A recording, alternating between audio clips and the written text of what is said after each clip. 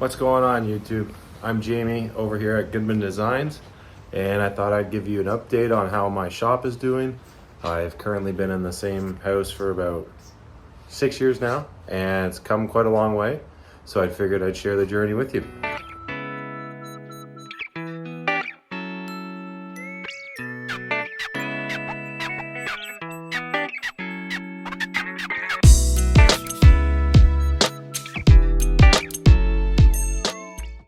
Alright guys, so I'm going to get into the... Oh, that's not it. So the details of my shop are, it's a single car garage, measures by 11 feet wide by about 21 feet long. When I first started out in this garage, I only had one outlet, and it was the plug over there, and it had to power our garage door as well. So I was unplugging and plugging every tool, and it became a nightmare. When I slowly got busier and it started to expand, I saved up enough and finally put in a 60 amp panel. It might be 30 amp, probably 30 amp. And rewired it all just on the outside for now, just to keep things going. And I've now got full outlets along the back wall and 4 outlets along the front wall here, each on different circuits. So now I won't be blowing any fuses when I'm planing or using multiple tools at once. Alright guys, so tucked in the back corner of my shop near the electrical panel is my Shapeoko CNC machine. I picked this up about 2 years ago on Facebook Marketplace.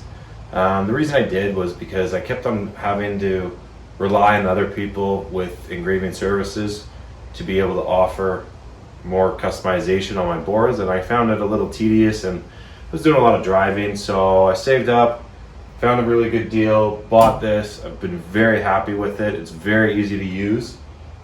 If you have the space, I recommend getting one because they're a very cool machine. But they take up a pretty big footprint of my shop. Right now it's about 5 by 5.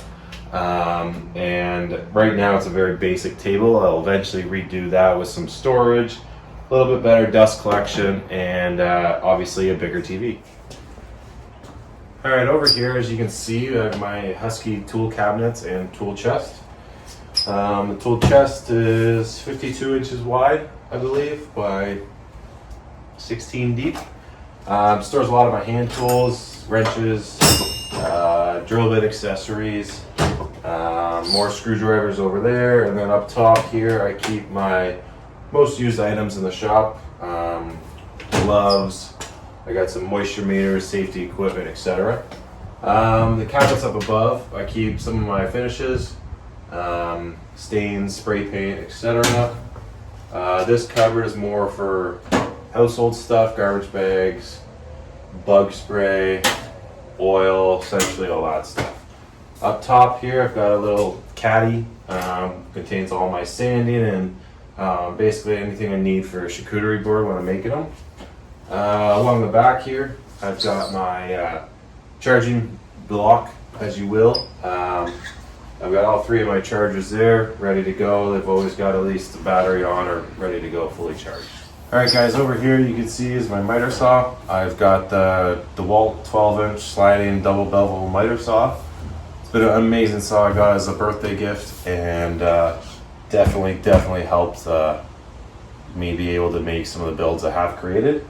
I made this temporary table for now. It's been great. I've got a little integrated saw block over here, which helps for repeated cuts.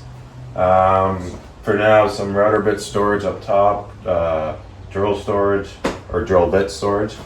A few extra hand tools I use, biscuit joiner, brad nailer, circular saw, and then any hardware like screws, bolts, nuts, etc. I keep in these DeWalt sustainers over here. Down below it's kind of open. Keep a bunch of random junk, car cleaning stuff, tool bag, etc. My garbage can is over here. Pretty easy to access, nice and easy to empty. Just beside it though, I do have my Bosch laminated router cabinet. Got that for Christmas as well. And it's been really great just as a standalone unit, and you're not using a hand router all the time. It's very easy, pretty good dust collection, and just a nice unit overall. Alright guys, over here I've got my DeWalt hand tools. from drills to jigsaws to circular saw. I got them all ready to go right by my assembly table, which makes it really easy to use and put back in a nice secure spot. I've got my two sanders I use all the time, the DeWalt 5-inch and the Ridgid 6-inch, and as well as a belt sander and then a detail sander up top over there.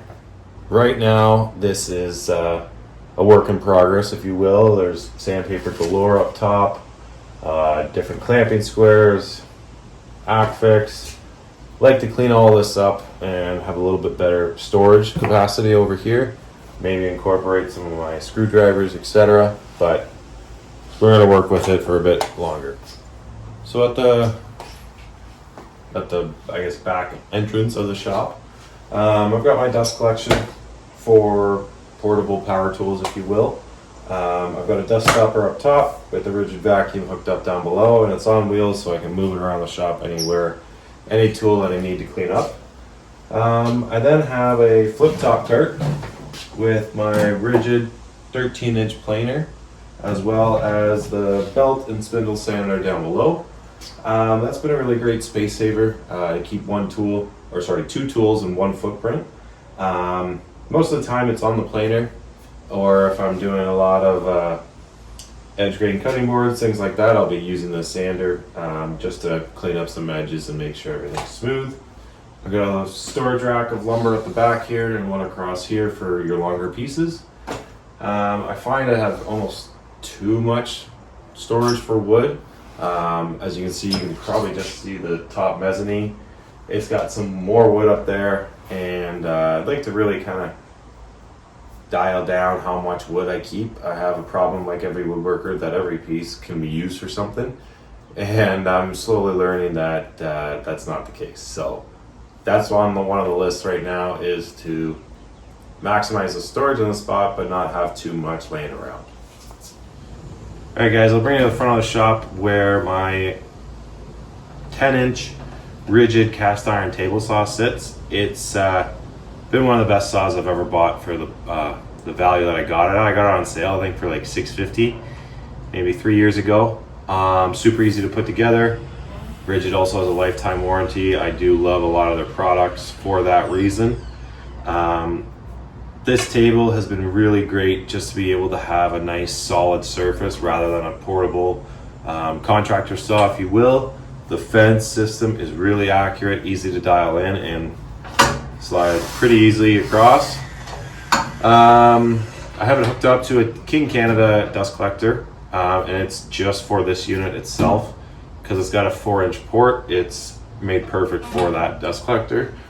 I've got my drill press tucked away in the corner here. I don't often use it, but when I do need it, it's nice to have it on a stand with wheels that I can wheel around to wherever I need to use it. Tucked away in this corner at the front of the shop is my compressor. I've got it attached on a 50-foot hose reel, and I can reach every corner of the shop to blow anything off or clean up any space. I've got a set of sawhorses over here and some scrap plywood that I use to stain pieces on, just to keep it off the workbench so I don't mess up a workbench. I've got my blower here, which I find my wife uses actually more than I do. So yeah, other than that, I've got some pipe clamps in the corner. I don't have the actual clamping part on it yet, but they will be shortly, hopefully. Alright guys, that wraps things up for my massive shop tour. Thanks for coming along and checking out this video. I hopefully will be able to make some improvements before I do this again, and hopefully it's almost unrecognizable with the plans I have. Hopefully I can do this year. But other than that, stay tuned. I'm going to be trying to doing a little bit more on the YouTube side, whether it's shorts or videos, so stay tuned and keep following along. Thanks.